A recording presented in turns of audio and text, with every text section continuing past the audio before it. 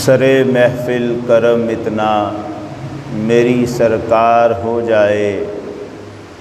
सरे महफिल करम इतना मेरी सरकार हो जाए।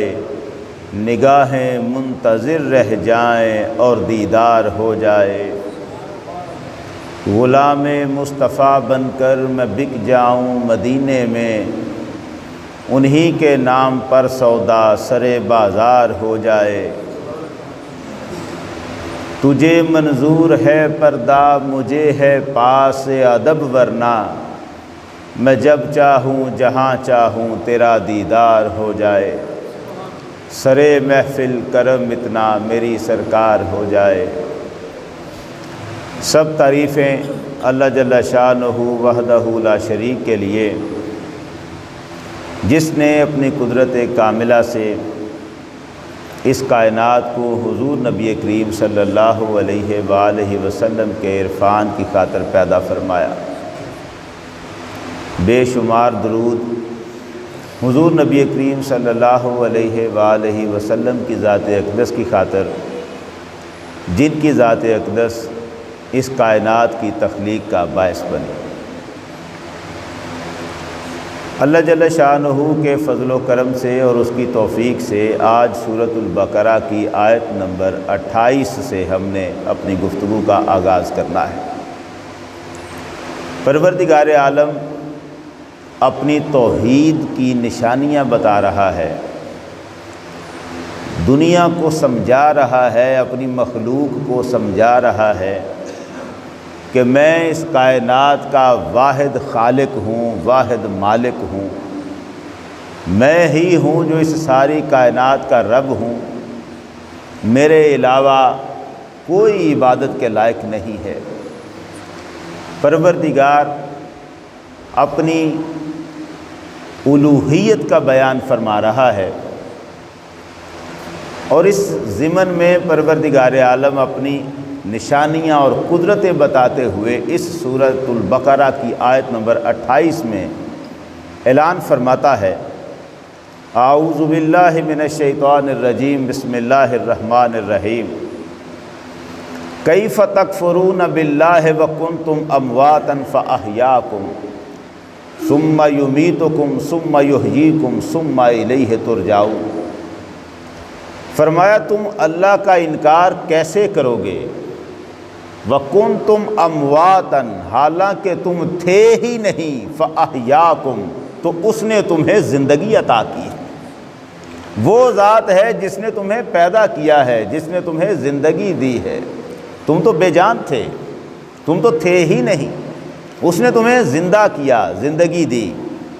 सुम्मा युमीतुकुम, वो फिर तुम्हें मौत अता करेगा। सुम्मा युहयीकुम, और फिर से ज़िंदगी अता करेगा। सुम्मा इलैहि तुरजाऊन, और फिर तुम सब पलट कर उसी की बारगाह में हाज़िर किए जाओगे। अल्लाह जल्ल शानहू ने इस आयत मुबारका में अपने रब होने की जो निशानी बताई है, फरमाया गौर करो इस बात पर कि तुम पर एक वक्त वो गुज़रा है जब तुम थे ही नहीं। जब तुम नहीं थे, तुम खुद जानते हो कि तुम्हारी उम्र चंद बरस की है।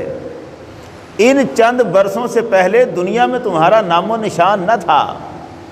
हल अता अलल इंसान हीनुम मिन दहर लम यकुन शय्यम मज़कूरा।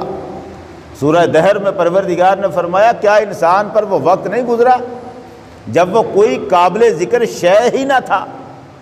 किसी को पता भी नहीं था कि इस नाम का कोई इंसान दुनिया में आएगा, इस काम का, इस किरदार का, इस शक्ल सूरत का कोई इंसान दुनिया में आएगा। ये ख्वाबो ख्याल में नहीं था। वो ज़ात है जिसने तुम्हें ज़िंदगी अता की है। अब तुम काबिल ज़िक्र हो, लोग तुम्हें जानते हैं, पहचानते हैं, तुम्हारा नाम जानते हैं, तुम्हारा काम जानते हैं, तुम्हारा मकाम जानते हैं।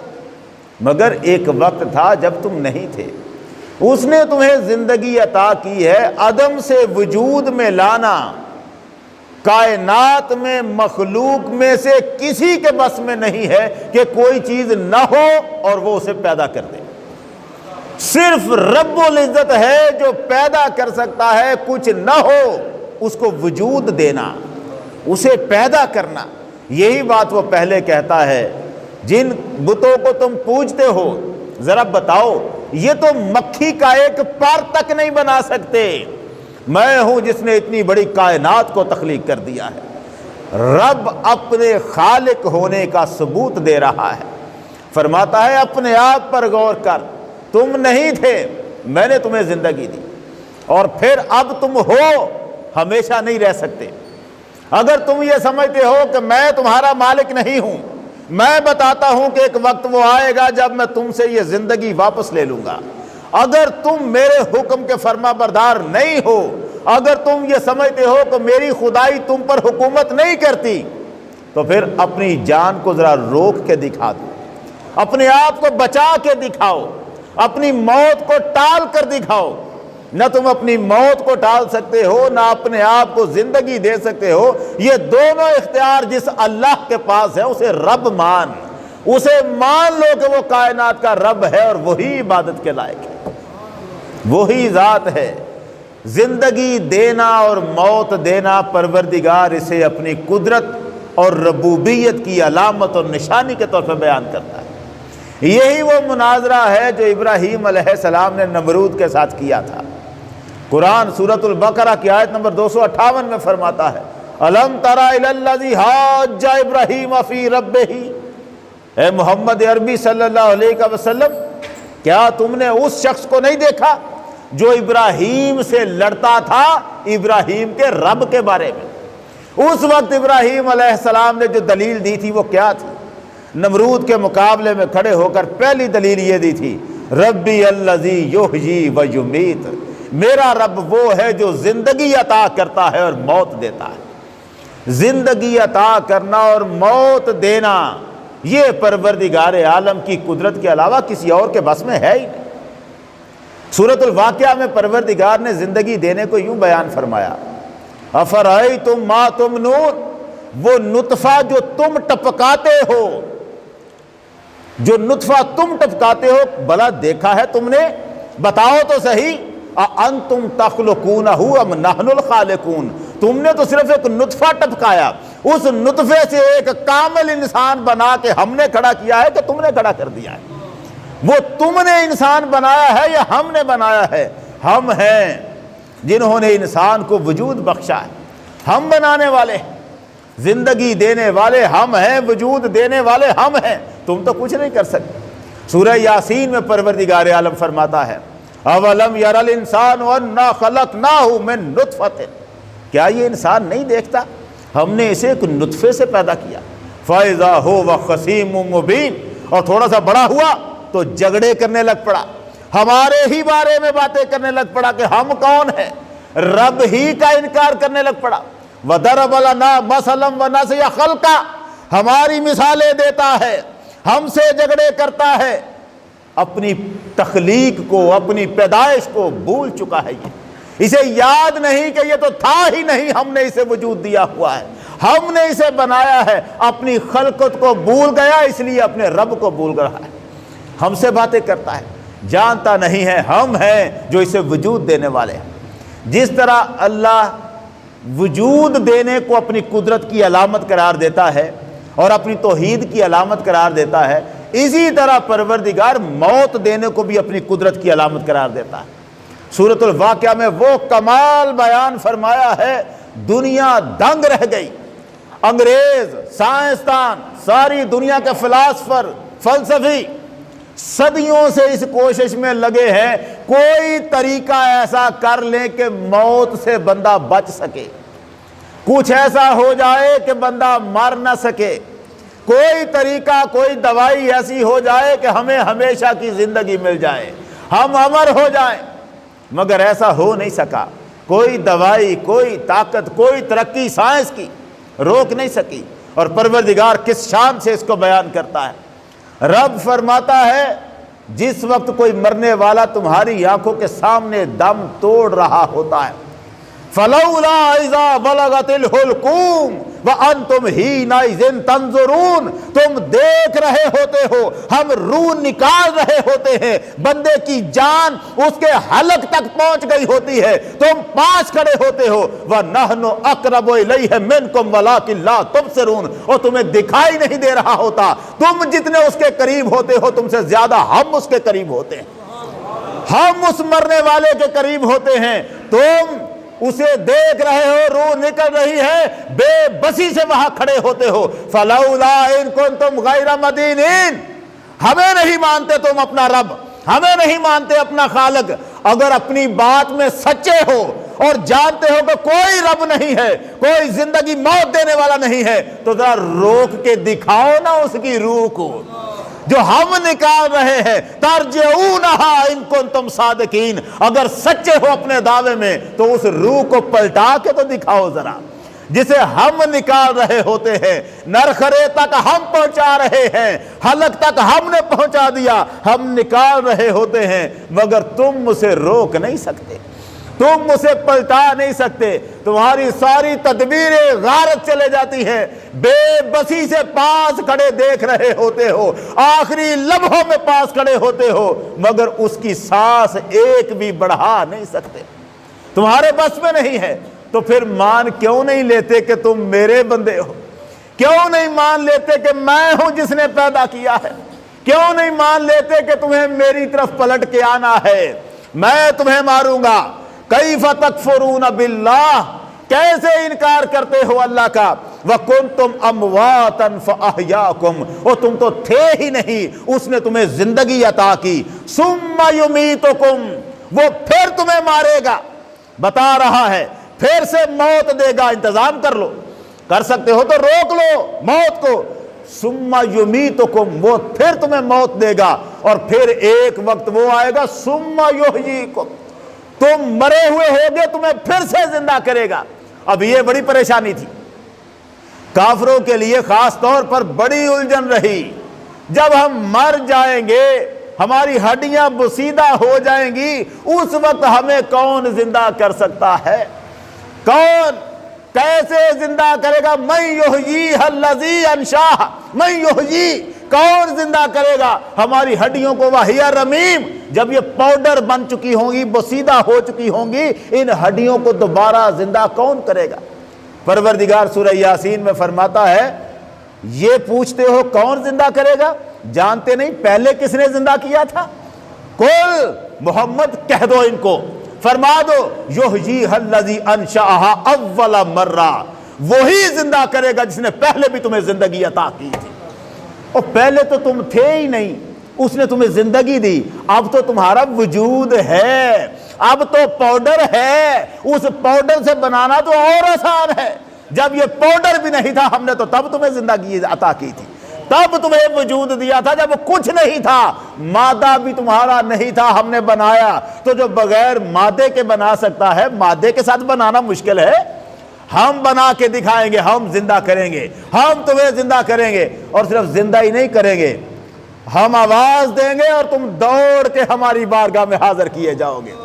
नफ़िग़ फ़िस्सूर फ़इज़ा हुम मिनल अजदासी इला रब्बिहिम यंसलून, सूर फूंका जाएगा, दौड़ के सारे अपनी कब्रों से निकल के रब की बारगाह में पेश कर दिए जाओगे। ये जो मामला है, आवाज जो आएगी सूर की, फूंके जाएंगे, जब सूर फूंका जाएगा उसके बाद जो जमीन की हालत है, जलजला, यौम तर्जुफुर राजिफा, जिस दिन लर्जा देने वाली लर्जा के रख देगी, तत्मौहर रादिफा, उसके पीछे एक और आने वाली, पीछे आने वाली आएगी।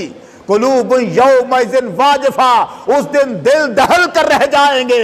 अबसारुहा खाशिया, खौफ के मारे आंखें झुक जाएंगी, आंख उठ नहीं सकेगी। वो मंजर, वो नजारे, वो कयामत का दिन। रब कहता है तुम्हें पलट कर मेरी तरफ आना है, और कमाल यह है तुम अपनी उस पेशी को भूल चुके हो। वो पेशी जो मेरी बारगाह में तुम्हारी होनी है, उसी पेशी को तुम भूले हुए हो और गफलत की नींद सो रहे हो। हाज़रीन मोहतरम, हमारी सबसे बड़ी खता यह है कि हम अपनी उस पेशी को भूल गए, उस पेशी को भूल गए हैं और अब गफलत की नींद सो रहे हैं। हमसे अगर धोखा देना किसी को मुमकिन हो सकता है तो बाज नहीं आते। हम झूठ बोलने से बाज नहीं आते। रस्म बना ली है, रस्म बना ली है। आम तौर पर ये जो बड़ा मसला है टेलीफोन जरा ओले में होता है, पूछते हैं कहाँ हो, वो होता अभी सियालकोट में है और कह रहा होता बस मैं गुन्ने पहुंच गया हूं, आया। और पूछते हैं यार ये झूठ क्यों बोल रहे हो, कहता है इसलिए कि जरा अलर्ट हो जाए, अगला तैयार हो जाए, बेकरार ना हो, तैयार हो जाए कि बस मैं पहुंच रहा हूं। हम में से हर शख्स झूठ का ठेका ले चुका, हर शख्स झूठ बोल रहा है, कारोबार कर रहे हैं।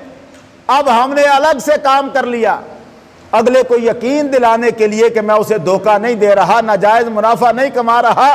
जो चीज मैंने 200 की खरीदी होती है उसे मैं 2000 की बेचना चाहता हूं तो उसे कहता हूं वो 1200 की तो मुझे पड़ी है, 1200 की तो मैंने खरीदी है, तुझे कैसे मैं सस्ता बेच दूं, हालांकि खरीदी 200 की थी, 1200 की नहीं। ये झूठ बोलकर तुम क्या हासिल करोगे? सरकारे दो आलम ने फरमाया झूठी कसम खाने से तेरा माल तो बिक जाएगा मगर अल्लाह बरकत से महरूम कर देगा उसे। फिर वही होगा कि दौलत आएगी तेरे तिजोरी में, खजाने में, मगर उसी के साथ बीमारियां, आफतें, मुसीबतें, बदअखलाकियां, बेसुकूनियां, वो भी तेरे घर का रास्ता देख ले। हम भूल गए उस पेशी को जो हमारे रब की बारगाह में हमारी होनी है। हम अल्लाह की याद से गाफिल हो गए और ये समझते हैं कारोबार अपनी जगह, नमाज, विर्द, वजीफे अपनी जगह। हम भूल गए उस लर्जा देने वाली, कपकपी तारी करने वाली को भूल गए, उस कयामत के जलजले को भूल गए जिसमें हर शय हिल के रह जाएगी। एक कॉलेज में चंद दिन पहले प्रोग्राम हुआ, कॉलेज एक में, और उस प्रोग्राम में बच्चियां तो हमारी जाती है ना पढ़ने, 11वीं 12वीं में जिन बच्चियों को दाखिल करवाते हैं वो हम हैं। अखबार क्या, फेसबुक क्या, हर जगह उसकी खबरें आई। और खबरें क्या हैं कि उस कॉलेज में जब अफसर आ रहे हैं मिलने के लिए, जिनको बुलाया गया है, दावत दी गई है, जिनको दिखाना है, जिनसे शोहरत लेनी है, उनको बुलाया, उनके इस्तकबाल में हमारी बच्चियां डांस करके उनका इस्तकबाल कर रही हैं, नाच रही हैं, और नाच कर उनका इस्तकबाल किया जा रहा है। वो आका आ रहे हैं और दोनों तरफ लाइनें बनाकर हमारी बच्चियां नाच के उनका इस्तकबाल कर रही हैं, जैसे वो काफिर बादशाहों का इस्तकबाल किया करती थी औरतें। हमारी बच्चियां किस कॉलेज में पढ़ा रहे हैं, हम कौन से मदरसों में पढ़ा रहे हैं? इकबाल पहले कह चुका, रो चुका, गला तो गोट दिया अहले मदरसा ने तेरा, कहां से आए सदाए ला इलाहा इल्लल्लाह, वो आवाज कहां से आए? घर में मां बाप मुतमईन हैं, बहुत अच्छे कॉलेज में पढ़ा रहे हैं, आप बड़े अच्छे कॉलेज में पढ़ा रहे हैं, मगर वो दिन जो वहां पर प्रोग्राम होता है वो तबाही का दिन होता है। वो दिन हर किस्म का पर्दा खत्म हो जाता है। बुरके पहनकर बच्चियां घरों से जाती हैं और कॉलेज का गेट पार करते ही बुरके उतर जाते हैं। तमाशा हो रहा है हमारे साथ। हम आवाज उठा उठा के थक जाएंगे मगर सुनी ना जाएगी।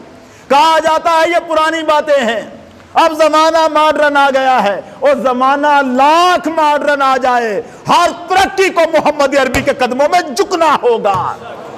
नहीं, अगर मोहम्मद के फरमान का कोई पास तो लानत है इसी तरक्की पर। कोई नहीं चाहिए, खुदा की कसम, हमारी बच्चियां अनपढ़ रह जाएं बेहतर है, मगर ये बेहयाई हम नहीं सिखा सकते। कौन से इदारों में हम पढ़ा रहे हैं? हम तालीम देने के लिए भेज रहे हैं और हमारी बच्चियों को नचवाया जा रहा है। जो आज इस्तकबाल करने के लिए नाच रही है, कल ये तेल मेहंदी के फंक्शन में भी नाचेगी, डांस करेगी, क्योंकि उसे पता है तालीम के इदारे में वहां हम नाची हैं तो यहां क्यों नहीं नाच सकती। नाचती। तेल मेहंदी का प्रोग्राम हमारी बेहयाई का अड्डा होता है, अड्डा। कैसे कहे? मैं तो वो लफ्ज कहते हुए कांपता हूं जो मैं कई मरतबा कह चुका हूं। डर लगता है मुझे कि मैं खुद अपने बारे में कहीं कोई फैसला ना कर लूं। ये क्या मसला है? हम क्या शादी को ड्रामा बना दिया है? मुझे वो बारात तो दिखाई जाए तारीख इस्लाम में जहां औरतें भी बनाओ सिंगार करके जाया करती थी। एक बारात भी मुसलमानों के सहाबा के जमाने में नहीं है जहां बारात जाए और उसमें औरतें भी बनाओ सिंगार करके जा रही हैं, एक भी नहीं। हमने ये बारात कहां से ले ली है? लेकिन अब कैसे रोके? अब हमारी अपनी औरतों को हम नहीं रोक सकते, क्योंकि जमाना रुकने देता ही नहीं है। लोग ज्यादा हो गए जो झूठ का झंडा उठा के खड़े, सच वाले कमजोर पड़ गए। मगर इससे हम अपनी आवाज को दबा तो नहीं सकते। इस बेहयाई को रोकना होगा, और अब सख्ती से रोकना होगा, नरमी वाला काम नहीं रहा। समझाते हैं, हम समझाते हैं, नहीं समझा सकते, खत्म। हम भूल चुके हैं अल्लाह को, अल्लाह की बारगाह की पेशी को, खुदा की कसम भूल चुके हैं। हम में से किसी को याद नहीं है। सिर्फ 5 वक्त की नमाज अगर कोई पढ़ लेता है तो वो समझता है मैं बड़ा काम कर रहा। नहीं है कुछ भी कर रहे हम। हमें तो खादिम हुसैन रिजवी साहब, अल्लाह उनको गरीक रहमत करे, उन्होंने ये सबक बता दिया कि सदियों से हमें इस्लाम से दूर कर दिया गया था। हमें जो इस्लाम पढ़ाया जा रहा था वो तो कुछ और था। जो मोहम्मद अरबी इस्लाम लेके आए हैं वो तो कुफर की हर ताकत से टकराने का जज्बा सिखाता है, वो डर के घर बिठाने का जज्बा नहीं सिखाता। हमने हर कुफर से लड़ना था। कुफर से कैसे लड़ेंगे? हम तो अपने घरों के अंदर बेहयाई से नहीं लड़ पा रहे। हमारी औरतें शेर हो गई, हमारी बच्चियां बेलगाम हो गई, हमारे इदारे मदरसे तालीम देने वाले गाफिल हो गए। मैं कहता हूं ये जो मजबूरियां हैं ना हमारी, इनका बड़ा खात्मा करना पड़ेगा। और ये जो मुफ्ती फजल साहब ने ऐलान कर दिया था, फैसला कर दिया था, हम सारे उनसे इख्तलाफ करते हैं, लेकिन वो तप कर किया है उन्होंने फैसला। वो जो उन्होंने कहा था ये मदरसे स्कूल हराम है, मैं कहता हूं तालीम देना, तालीम बच्चों की जरूरी है। मगर उन्होंने ये फतवा क्यों दिया था? इसलिए कि जो कुछ स्कूलों और कॉलेजों में हो रहा है वो है क्या? कौन सी बच्चियों को हम सिखा रहे हैं? क्या सिखा रहे हैं? पूरा साल हम उनको ट्रेनिंग देते हैं, बुर्का ना उतारना, नकाब ना उतारना, और जब कॉलेज में कोई फंक्शन होता है, तकरीब होती है, किसी के सर पे दुपट्टा नजर ही नहीं आता। फैशन बनाओ सिंगार। उनके माँ बाप, मैं खुद परसों एक अपने कॉलेज के एक प्रोग्राम में गया हूं, अल्लाह की कसम लड़कियों ने ऐसे कपड़े पहने थे, लड़कियां देख के शर्मा गई, कि ये क्या कपड़े पहने हुए, ये क्या लिबास है। जरा सी इजाजत दी जाए, जरा सी, और वहां जो तमाशे हो रहे हैं ये क्या है? हम अपने घरों में भूल गए हैं अल्लाह को, हम अल्लाह की बारगाह की पेशी को भूल गए हैं। हमने सोच रखा है बड़ा सदियां है कयामत के आने में, बड़ा अरसा है कयामत के आने में, कहां होगा? बड़ा जब होगा देखी जाएगी, सब साथ ही हैं। हम जुर्मों की दुनिया में दाखिल हो चुके, अब हमसे कंट्रोल नहीं हो सकता। इतनी दूर तक फहाशी, उरियानी और बेहयाई आ गई। सूरत अल-अराफ में परवरदिगार ने फरमाया लोगों, शैतान ने तुम्हारे माँ बाप आदम और हव्वा का लिबास उतरवाया था, देखना कहीं ये तुम्हें भी नंगा ना कर दे। उसी शैतान ने हमें खुदा की कसम आज नंगा कर दिया है, आज हमें नंगा कर दिया है। हमारे पास कुछ नहीं बचा, हम सब कुछ अपना ईमान तक दांव पे लगा बैठे। हम धोखे की दुनिया में जी रहे हैं, झूठ बोल के जी रहे हैं। हम सारे परहेजगारी के दावे करते हैं, नहीं है परहेजगार। हमसे सब कुछ छिन रहा है, दीन मोहम्मद छिन रहा है हमसे, और हम बैठे हैं कि हम सब सच्चे हैं, हमारे पास कुछ नहीं बच रहा। हर चीज ईमान तक छीन रहे हैं लोग, ईमान तक, अकीदा, मोहब्बत, हर चीज छीन रहे। कहीं मुसलमानी के रूप में बैठकर ईमान हमसे छीना जा रहा है, कहीं फहाशी के अड्डे बनाकर छीना जा रहा है। किसी को समझाएं तो वो आगे से कहते ओ जी चल रहा है, चलता है, चलने दो। कैसे चलने दें? नहीं चला जा सकता अब इसके साथ, इस मुआशरे के साथ अब नहीं चला जा सकता। अब रोकनी पड़ेगी ये बारातें, अब रोकनी पड़ेगी ये तेल मेहंदियां, ये रस्में रोकनी पड़ेंगी जिन्होंने हमारा जीना हराम करके रख दिया है। लड़के नामहरम हैं, उनके सामने लड़कियां फैशन करके, बनाओ सिंगार करके नाच रही। कैमरामैन की आफत क्या है? ये कैमरा भी अजीब मुसीबत है। शादी है तो मूवी वाला खड़ा कैमरे से मूवियां बना रहा है, मर गया है, मैयत पड़ी हुई है, उसके नाक में रुई डाली हुई है, आखिरी तस्वीरें खींचने कैमरे वाला पहुंच जाता है, उसे फेसबुक पे चढ़ा देता है अंकल मर गए। ये ना तस्वीर खींची जाएगी तो वो जनाजा नहीं होगा उसका, वो कब्र में दफन नहीं किया जा सकेगा। ये मूवी जो शादी की आज बनेगी, कितनी देर जिंदगी में देख लोगे इसे, और कब तक देख देख के रोते रहोगे? ये क्या हो रहा है? इन सारी चीजों को अगर हमने नहीं रोकना तो सिर्फ कुरान पढ़ने से कोई निजात नहीं होनी। अगर दीन मोहम्मद से हम बगावत कर रहे हैं, अल्लाह की कसम कुरान कह चुका है, मैं इसी कुरान के जरिए बहुत सारों को गुमराह कर देता हूं। अल्लाह कहता है यो दिल्लु बही कसीरा, मैं इसी कुरान के जरिए बहुत सारों को गुमराह करता हूं। कुरान पढ़ते हैं मगर गुमराह होते हैं। हम भूल गए उस पेशी को। अल्लाह कहता तुम्हें पलट के आना है मेरे पास, पलटाए जाओगे, लाए जाओगे, नहीं बच सकते, तुम्हें आगे खड़ा होना होगा। उस दिन मैं पूछूंगा ये सबक दिया था तुम्हें, मैंने इस काम के लिए भेजा था तुम्हें मैंने दुनिया में। उस दिन हर चीज पूछी जाए। उस दिन खड़ा होकर बारगाह में, वो पेशी तो बड़ी दूर की बात है यार, ये तो कब्र के अंदर ही जो सवालात होने हैं वो क्या मंजर है। हमने बोला है शेख शिबली रहमतुल्लाह अलैह अपने मुरीदों को बैठकर बता रहे थे क़यामत क्या है, बता रहे थे किस तरह के जलजले होंगे, कैसे सूरज आएगा, कैसे पहाड़ रेजा रेजा होके उड़ रहे होंगे, कैसे जमीन तप रही होगी, पसीने के दरिया बह रहे होंगे। नक्शा बता रहे थे और कह रहे थे लोगों डरो अल्लाह से, नमाजें पढ़ो, रोजे रखो, मारे जाओगे। बड़ा रुला रहे थे। अबू अल हसन नूरी पास से गुजरे, देखा शेख शिबली लंबी तकरीर कर रहे हैं। उन्होंने पास जाके कहा शिबली इतना समझाने की जरूरत नहीं यार, मैशर के बारे में इतनी बातें बताने की जरूरत नहीं, इन्हें सिर्फ इतनी बात बता कि मैशर में अल्लाह ने सिर्फ एक सवाल पूछना है, उसने एक सवाल पूछना है, उसने कहना है मन तो राबूदम तू के राबूदी, ओ बंदे मैं सारी जिंदगी तेरा बना रहा, तू बता किसका बना रहा मैशर। नारे तकबीर, नारे रिसालत, शाने अज़मत मुस्तफा, अज़मत मुस्तफा, नारे हैदरी। मैं तेरी सारी जिंदगी मैं तेरा बना रहा, मैं तेरे पीछे फिरता रहा, बरकतों की झोलियां ले लेके फिरता रहा, तू किसका बना रहा? तूने जिंदगी मेरी तरफ पलट के देखा ही नहीं, सोचा ही नहीं कि तुम्हें मेरी बारगाह में आके खड़ा होना है, और कभी ना सोचा कि मैं भी बारगाह में जाऊं, खुश होके जाऊं, मेरा रब मुझे खुश होके मिले। तूने परवाह ही ना की इसकी, बुला दिया मुझे, बुला दिया। ये बड़े लफ्ज हैं, कुरान बार बार कहता है तुमने मुझे बुला दिया। अल्लज़ीना तख़ज़ू दीनहुम लहवन व लाइबा, वो लोग जिन्होंने अपने दीन को खेल तमाशा बना लिया है, अपनी जिंदगियों को बस खेल तमाशा बना लिया है। वगर्रतहुमुल हयातुद दुनिया, दुनिया की जिंदगी ने उनको धोखे में डाल रखा है, धोखे में।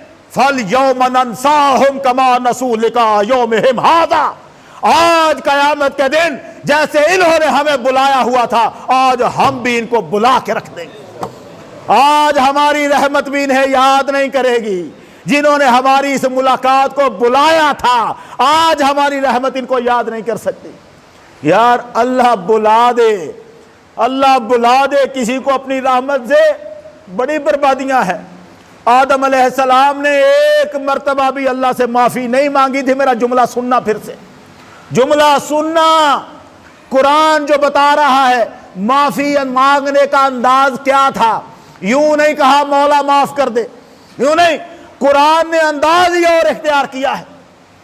कुरान कहता है आदम ने हाथ उठाए और कहा रब्बना ज़लमना अनफुसना, परवरदिगारा अपना नुकसान कर लिया है हमने, व इल्लम तगफिर लना व तरहमना लनकूनन्न मिनल खासिरीन। मौला अब अगर तूने माफ ना किया, अगर तूने रहम ना किया, मेरा बड़ा खसारा हो जाना है, मेरा खसारा हो जाना है।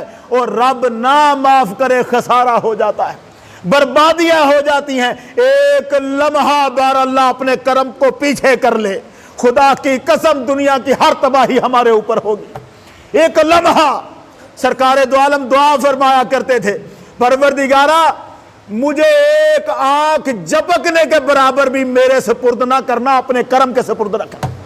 हर लम्हा अपने करम के सुपुर्द रख, मुझे मेरे हवाले न करना।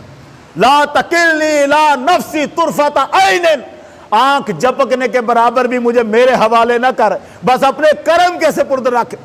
हमने उसे बुलाया है, उसे बुलाना छोटा सा जुर्म नहीं है, अल्लाह को बुलाना छोटा सा जुर्म नहीं है।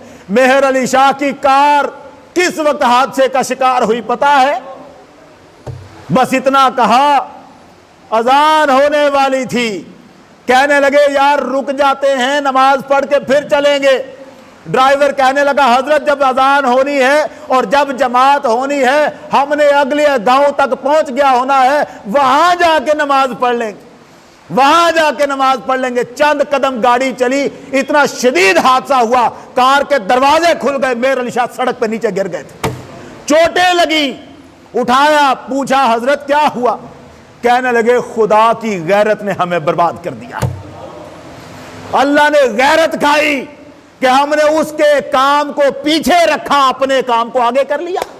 हमने कहा हम वहां पहुंच जाए, नमाज फिर पढ़ लेंगे।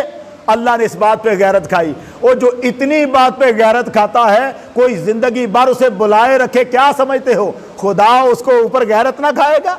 और उसने अगर गैरत खा ली, हकीम अब्दुल हई साहब फरमाया करते थे, किसी ने पूछा हजरत दाढ़ी काट लें, दाढ़ी मुंडा लें, ये कितना के बड़ा जुर्म है?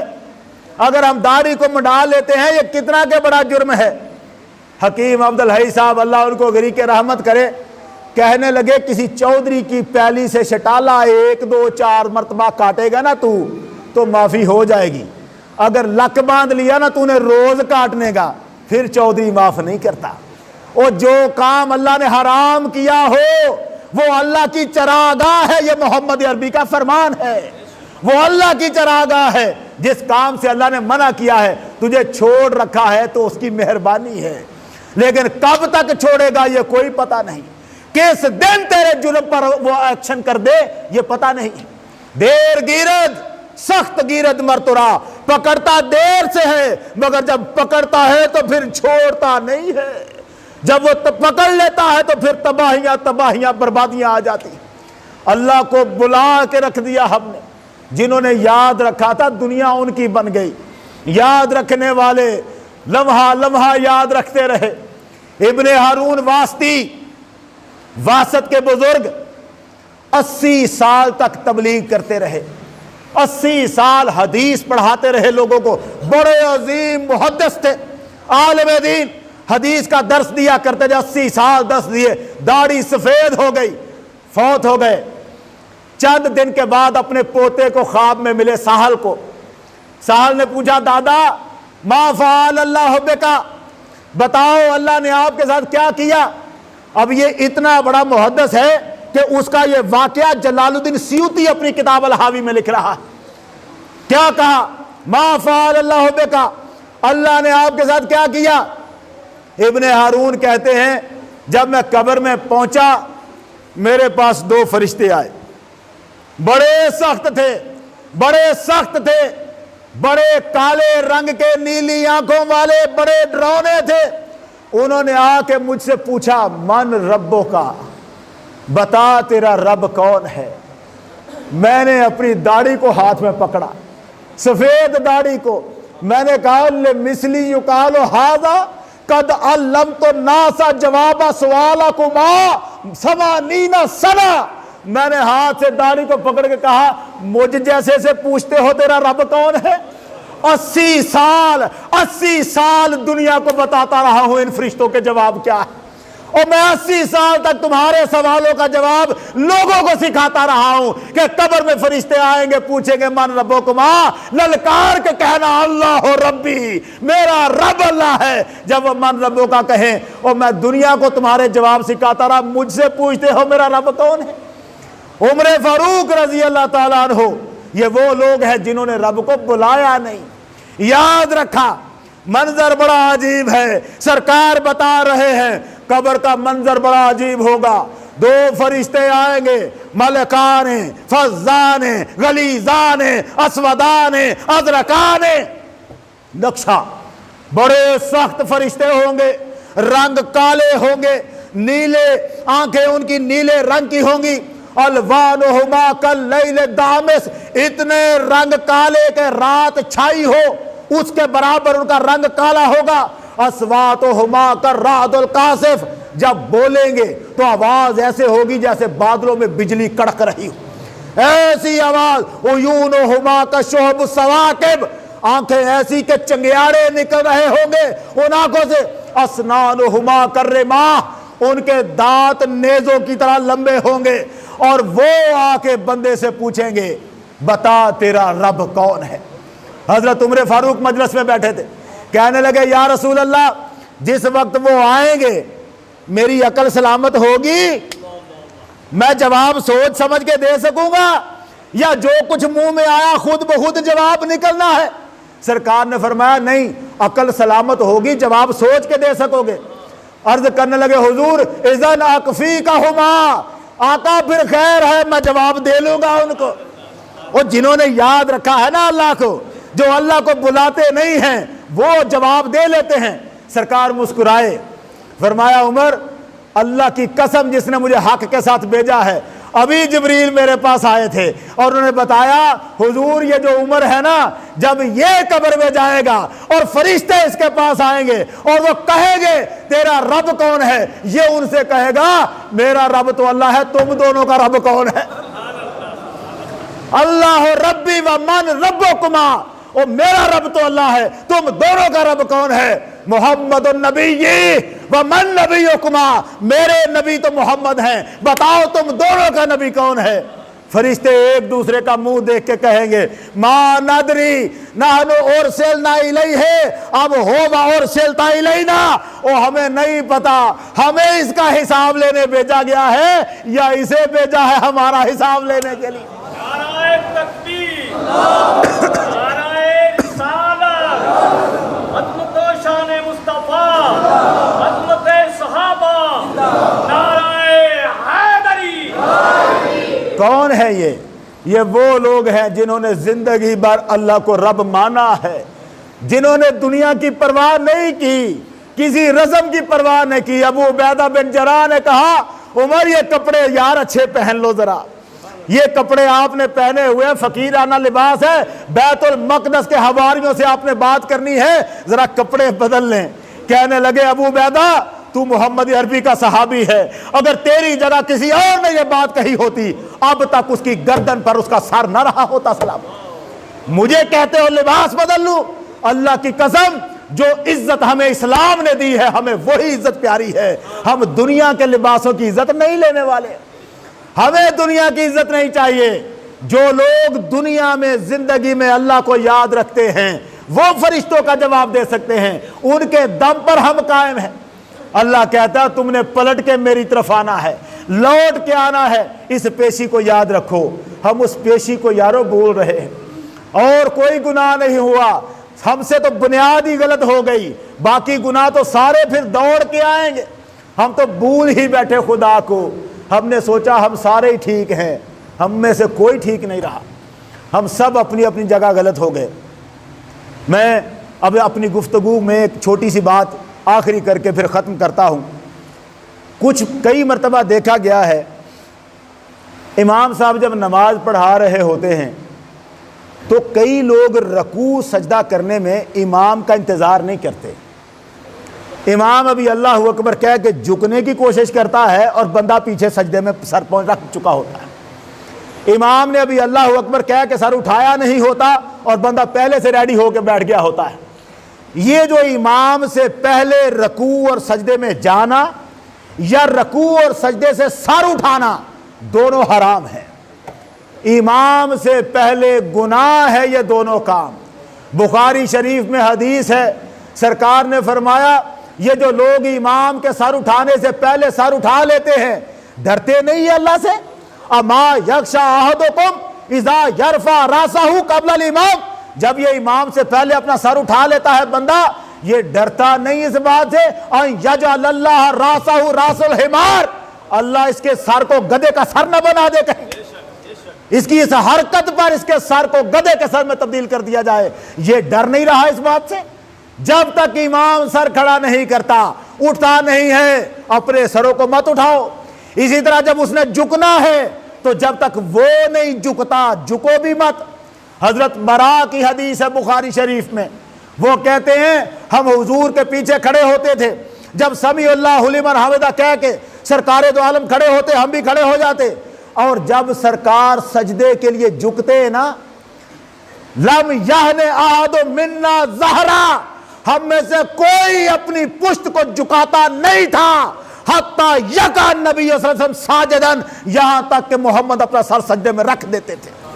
सरकार सजदे में सर रख देते थे, हम फिर झुकना शुरू करते थे। हुजूर का सर अक़दस सजदे में चला जाता, हम फिर झुकना शुरू करते, खड़े रहते, सरकार पहले सजदा कर ले। इमाम से पहले न रकू और सजदा करें, ना उससे पहले सरों को उठाएं, ये दोनों काम गलत होंगे।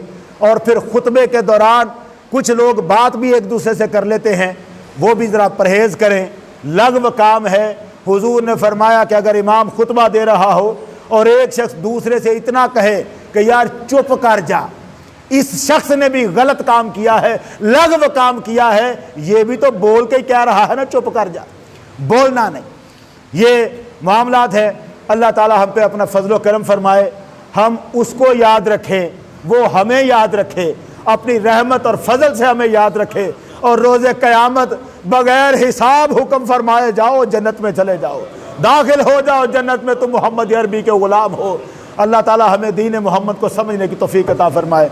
व आखिर दवाना अनिल हम्दुलिल्लाहि रब्बिल आलमीन।